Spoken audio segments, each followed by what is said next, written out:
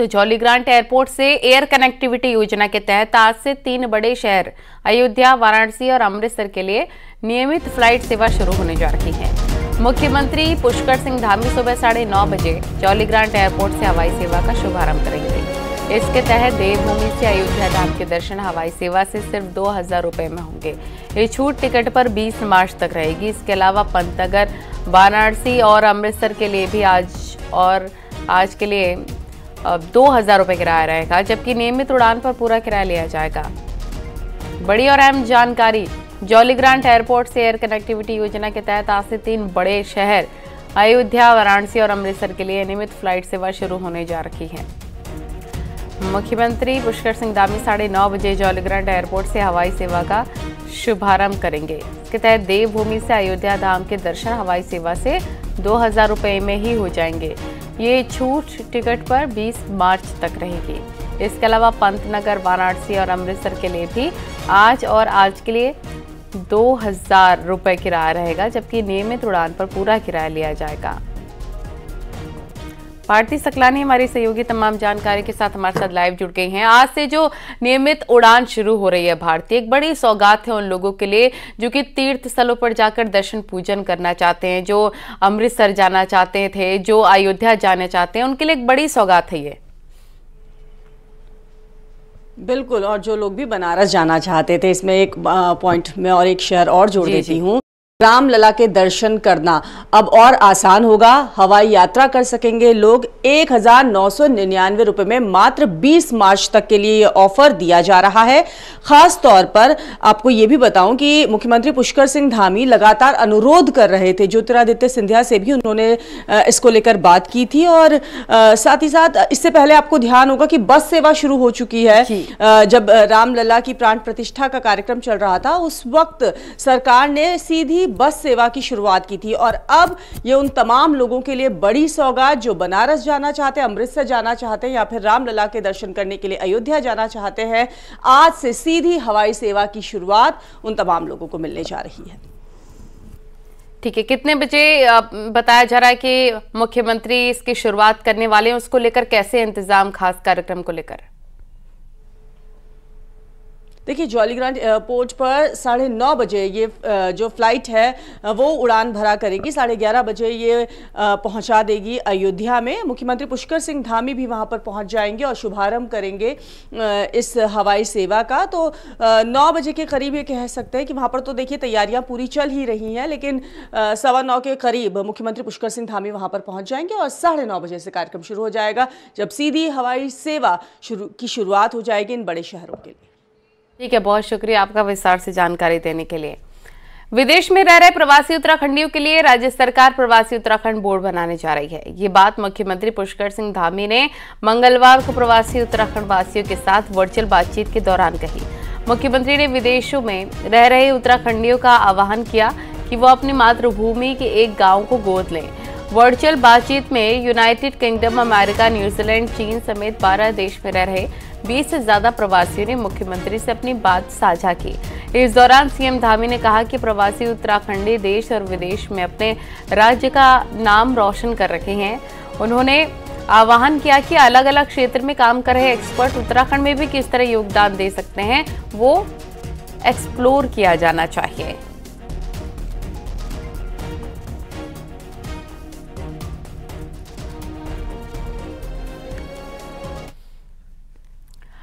और चमोली में गुलदार का आतंक बढ़ता जा रहा है। यहां कर्णप्रयाग के किमोली गांव में बकरी चराने गए 52 साल के शख्स पर गुलदार ने हमला बोल दिया। गुलदार के हमले में शख्स घायल हो गया और इस दौरान मौके पर मौजूद लोगों के शोर मचाने के बाद गुलदार भागा है। इसके बाद लोगों ने घायल को कर्णप्रयाग अस्पताल में भर्ती कराया।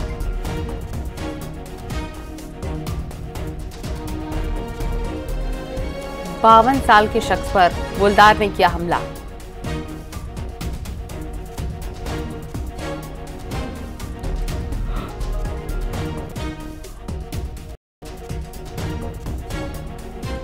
घायलों को अस्पताल में भर्ती कराया गया है।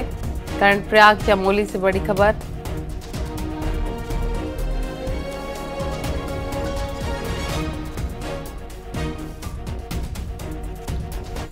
अल्मोड़ा के माल रोड में सीवर डालने के बाद खस्ता स्थिति बन गई है। सुरक्षा कारणों को देखते हुए पुलिस ने बड़े वाहनों का संचालन बंद कर दिया है।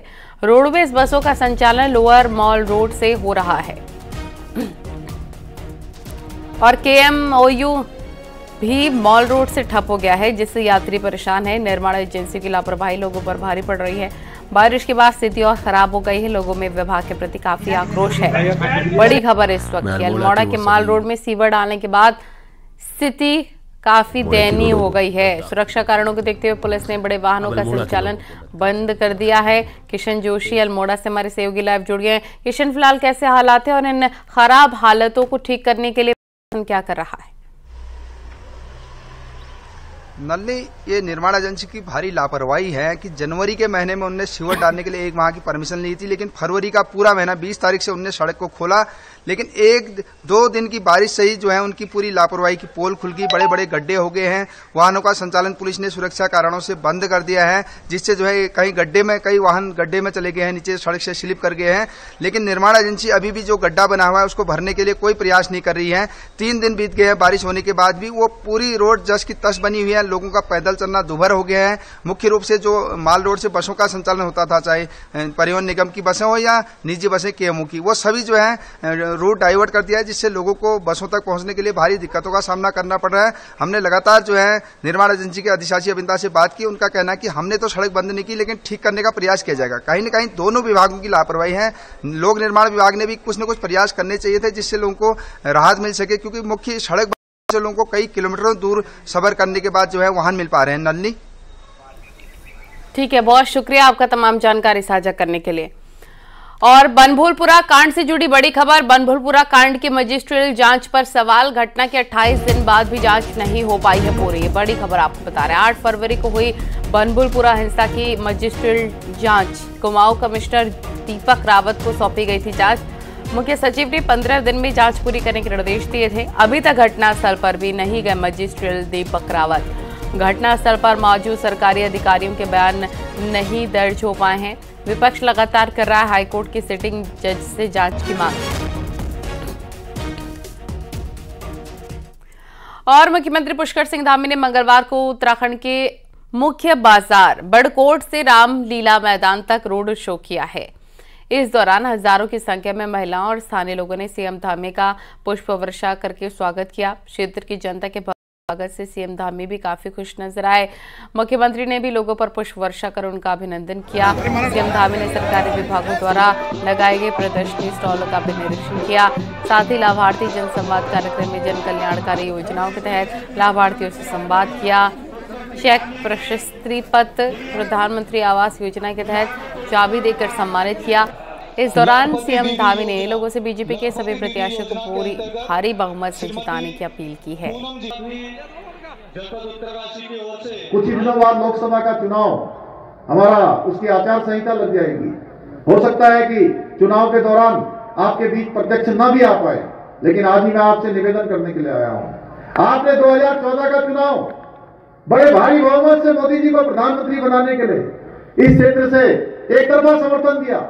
2019 में भी आपने एक तरफा समर्थन दिया, लेकिन 2014 में और 2019 में एक अंतर रहा। 2014 में जो मत मिले थे 2019 में उससे ज्यादा मत मिले थे। तो 2024 में 2019 से ज्यादा मत मिलने चाहिए ना। बताइए, 2019 से ज्यादा मत मिलने चाहिए कि नहीं मिलने चाहिए? यूपी में योगी कैबिनेट का विस्तार हुआ है और पड़ोसी राज्य में 4 और नए मंत्री बनाए जाने पर उत्तराखंड में भी विधायकों की नजर कैबिनेट एक्सपेंशन पर लगी हुई है। उत्तराखंड में कैबिनेट की 4 सीटें खाली हैं। विधायक खजान दास का कहना है कि उत्तराखंड में भी कैबिनेट विस्तार जरूरी है, तो विधायक विनोद चमोली का कहना है कि लोकसभा चुनाव के बाद सरकार को इस पर सोचना चाहिए। तो मुझे लगता है कि जल्दी से जल्दी माननीय मुख्यमंत्री जी और हमारा संगठन और हमारा केंद्रीय नेतृत्व आपस में डिस्कस करके जल्दी से जल्दी विस्तार करेंगे। ये मुझे आभास भी हो रहा है। और जिस तरह से उत्तर प्रदेश में आज कैबिनेट का विस्तार हुआ, मंत्री परिषद का विस्तार हुआ, उसी के निमित्त यहाँ पर भी हो जाएगा, मुझे ये लग रहा है। कभी तो सरकारी काम का जब वैसे ठप होने वाला 5-7 दिन बाद, तो इस समय उसकी कोई बहुत ज्यादा आवश्यकता मुझे दिखती नहीं है। हाँ, इसके बाद निश्चित तौर पर इस पर विचार होना चाहिए, इसको आगे बढ़ाना चाहिए। और देहरादून में बीजेपी विधायक महेश जीना का एक वीडियो वायरल हो रहा है। इसमें महेश जीना म्युनिसिपल कमिश्नर गौरव कुमार को धमकाते दिख रहे हैं। बताया जा रहा है कि वीडियो देहरादून के नगर निगम दफ्तर का है, जिसमें ठेके की फाइल को लेकर बहस हुई थी। इसमें नगर निगम कर्मचारी नाराज है और बुधवार को सफाई काम को ठप रखेंगे। आरोप है कि सहस्त्रधारा ट्रेनिंग ग्राउंड में कूड़ा निस्तारण के टेंडर का ये मामला है और टेंडर नहीं मिलने पर बीजेपी विधायक जीना ने अभद्रता की। ये वीडियो सोशल मीडिया पर वायरल हो रहा है और कांग्रेस ने इस पर कड़ी कार्रवाई की मांग की है। फाइल तो तेरे को बतानी पड़ेगी भाई। कैसे नहीं बताएगा? क्यों बाहर करा इसको? मैं तो यही पूछने आना कि क्या रीजन है। तो वो रीजन को ठेकेदार बताएगा क्या? तो गाली दोगे? तो किसने नहीं करता गाली? क्या गाली नहीं करता? कैमरा लगा चेक कर ले। फाइल तुमने दिखानी है, ठेकेदार को दिखाना है। देहरादून नगर निगम में म्युनिसिपल कमिश्नर के साथ तल्ख भाषा में बात करने पर बीजेपी विधायक महेश जीना ने अपना पक्ष रखा। विधायक का कहना है कि जनप्रतिनिधियों का काम सवाल पूछना है। साथ ही उन्होंने दावा किया कि नगर निगम के ठेके में उनके बेटे का जो नाम जोड़ा जा रहा है वो गलत है।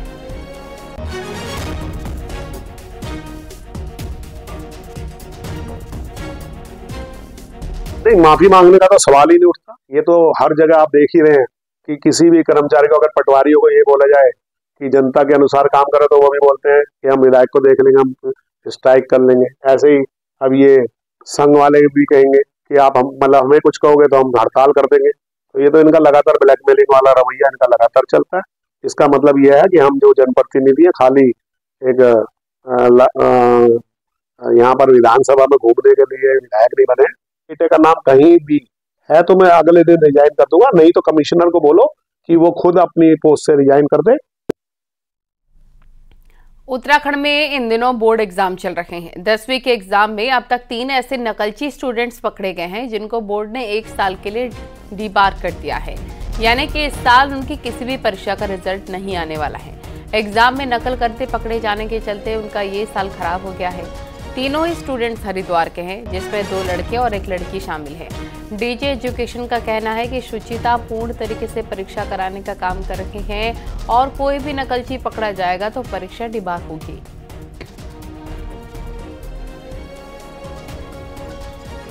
जैसे शुचितापूर्ण तरीके से परीक्षाएं होती रही, वैसे आगे भी होती रहें और सतर्कता बढ़ती जा रही थी, इसीलिए पकड़े भी गए। किसी भी तरीका से हम लोग दूषित नहीं होने देंगे अपनी जो बोर्ड की परीक्षाएं हैं, और पूर्व में भी इस तरह के निर्देश दिए गए थे। आगे भी हम लोग सतर्कता बरत रहे हैं, कम से कम इस तरह की जो अवांछित गतिविधियां हैं उनको रोका जा सके। कोटद्वार शहर मंगलवार को पूरी तरह से सीसीटीवी कैमरों से लैस हो चुका है। 1 करोड़ की लागत से शहर के सभी चौक चौराहों पर लगाए गए 50 हाई रेगुलेशन कैमरे हैं। इसके जरिए पुलिस अब 24 घंटे हर जगह निगरानी रख सकेगी। साथ ही बॉर्डर तक चेक पोस्ट पर लगाए गए NPR कैमरों के जरिए बाहर से आने वाली गाड़ियों की नंबर प्लेट भी स्कैन किए जाएंगे। कोतवाली में इसके लिए अलग से कंट्रोल रूम तैयार किया गया है। 50 आईटी कैमरों के साथ ही पुलिस के पास अब शहर में कुल 71 सीसीटीवी कैमरे का जाल बिछ गया है। कंट्रोल रूम का स्पीकर ऋतु खंडूरी और पौड़ी की SSP श्वेता चौबे ने उद्घाटन किया।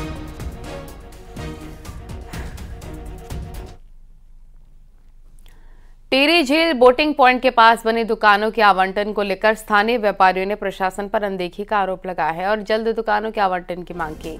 बोटिंग पॉइंट पर पहाड़ी थीम अपनुत हॉल की तर्ज पर दुकानें बनाई गई थीं। वहीं अस्थायी दुकान वालों ने भी स्थानीय दुकानों के आवंटन की मांग की। डीएम का कहना है कि इसके लिए कमेटी बना दी गई है, जल्द ही दुकानों का आवंटन किया जाएगा।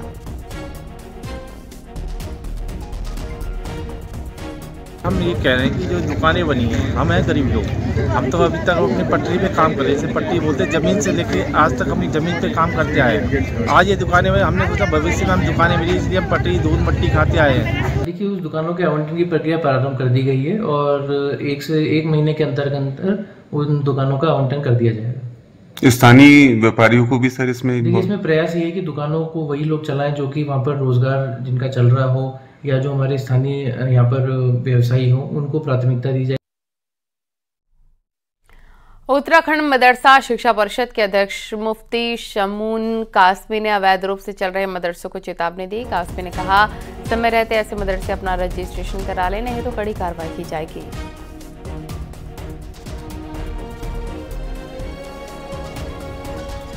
उन मदरसों को हम चेतावनी भी देना चाहते हैं, उनके संचालकों को, और उनसे आग्रह भी करना चाहते हैं कि आप अपने मदरसों को पंजीकृत कराएं और जो भी हमारे मानक हैं, जो उन बच्चों के अंदर, क्योंकि वो देश का भविष्य है, हम उनसे खिलवाड़ नहीं होने देंगे। रुद्रप्रयाग में बर्फबारी का आनंद लेने चोपता पहुंचे पर्यटकों के लिए बर्फ ही मुसीबत बन गई है। पिछले 2 दिनों हुई लगातार बर्फबारी के चलते ओखीमठ चोपता कोपेश्वर रोड पर 2 से 3 फीट तक बर्फ जमा हो गई थी। ऐसे में कई पर्यटक बर्फबारी के चलते चोपता में ही फंस गए। आपदा प्रबंधन विभाग की टीम सड़क को दुरुस्त कर पर्यटकों को निकालने का काम कर रही है। बताया जा रहा है कि चोपता में 20 से 25 पर्यटक फंसे हैं। रोड पर फिसलन होने के चलते गाड़ियों को दिक्कत हो रही है। हम यहाँ पिछले 3 दिन से फंसे हुए हैं क्योंकि काफ़ी बर्फबारी हो गई। देखने तो बर्फबारी आए थे हम, लेकिन इतनी बर्फबारी की उम्मीद हमें नहीं थी, इतनी हैवी हो जाएगी। इसलिए हम लोग और हमारी गाड़ियाँ, काफ़ी लोग यहाँ पे फंसे हुए हैं 3 दिन से। हम लोग इधर 3 दिन से फंसे हुए थे। फाइनली जब हमने कॉल किया तो NH की टीम, SDRF की टीम और रुद्रप्रयाग की डिस्ट्रिक्ट एडमिनिस्ट्रेशन ने बहुत हेल्प करी। इसकी सूचना प्राप्त होते ही जिलाधिकारी महोदय के निर्देशों में तत्काल रेस्क्यू कार्य प्रारंभ किया गया और यहाँ पर JCB मशीनें, जो रोड खोलने के लिए, जो रोड अवरुद्ध था उसको खोलने के लिए JCB मशीनें लगाई गई।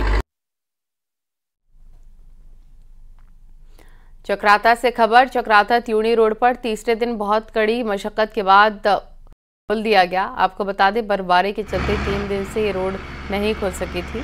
3 दिन तक रोड से सिर्फ बर्फ हटाने का काम चलता रहा। मंगलवार को भी दिन भर बर्फ हटाने के बाद रोड को खोला जा सका। हालांकि लोखंडी के आसपास क्षेत्र में सफर करना अभी भी काफी मुसीबत भरा हो सकता है।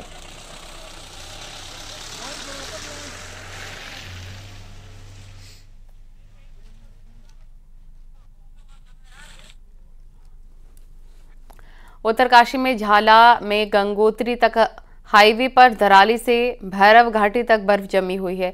इसके चलते गंगोत्री हाईवे चौथे दिन भी नहीं खुल पाया। हाईवे पर सुक्की टॉप से झाला तक आवाजाही बहाल हो गई है, लेकिन झाला से गंगोत्री तक हाईवे पर भारी बर्फबारी होने से हाईवे बंद है।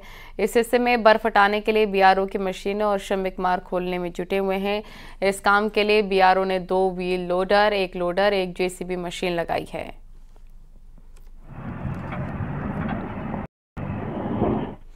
लंबे समय से फुटबॉल बने पिथौरागढ़ इंजीनियरिंग कॉलेज को फिर से मूल परिसर में शिफ्ट करने की तैयारी है और यही नहीं, मूल परिसर को बनाने वाली कार्यदायी संस्था से वसूली की कवायद भी शुरू हो गई है। ऐसे में अभी सवाल उठना लाजमी है कि आखिर स्थायी कैंपस में कब इंजीनियरिंग कॉलेज चलेगा। देखिए रिपोर्ट।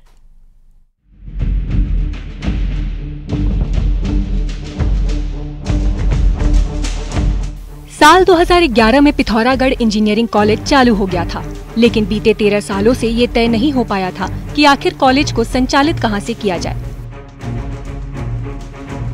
लेकिन अब शासन ने इंजीनियरिंग कॉलेज को मूल परिसर में शिफ्ट करने का फरमान जारी किया है। नए फरमान के मुताबिक मढ़ में बने इंजीनियरिंग कॉलेज में ही अब इसे संचालित किया जाएगा। मढ़ में बने इंजीनियरिंग कॉलेज की बिल्डिंग बनाने में 16 करोड़ की धनराशि खपाई गई है।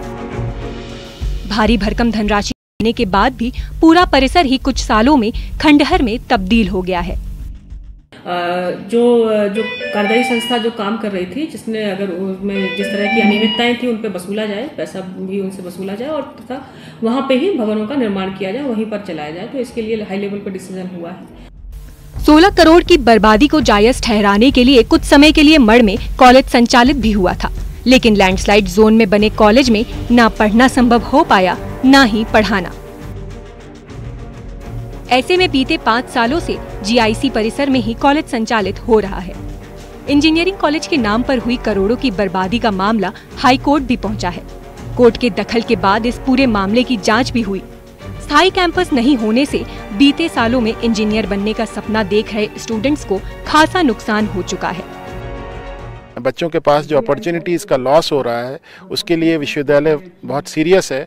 और काफ़ी समय से मैंने सरकार के जो संबंधित अधिकारी हैं और विभागीय मंत्री जी से भी इस बारे में बात की और सबका एक सकारात्मक प्रयास है कि ये जल्दी अपने मडदुरा कैंपस में शिफ्ट हो जाए और हम लोग इस पे काम कर रहे हैं।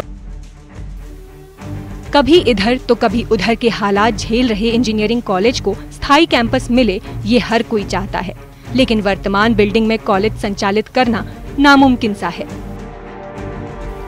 ऐसे में सवाल ये भी है कि जिन अधिकारियों की नाक के नीचे करोड़ों की बर्बादी का खेल खेला गया, उन पर आखिर कब और कैसे कार्रवाई होगी। न्यूज़ 18 के लिए पिथौरागढ़ से विजय वर्धन उप्रेती की रिपोर्ट। और अब आपको दिखाते हैं पहाड़ टॉप 10 न्यूज।